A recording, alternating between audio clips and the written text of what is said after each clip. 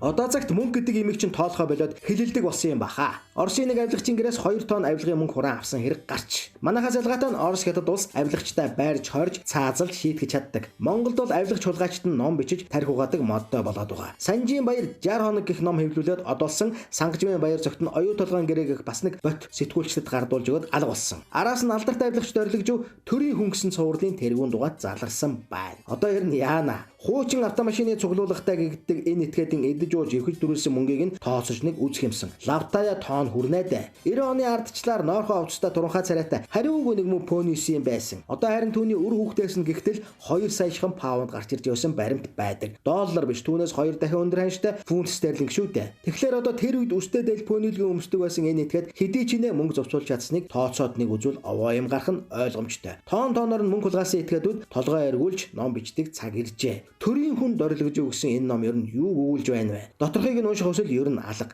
Гаднаас нь харахад энэ бол шууд доромжлол мөн. Хулгайч нар дархлагджээ. Хулгай хэрэг төрийн мөн чанар болжээ л гэж үзэхээс өөр гаргалгаа алга.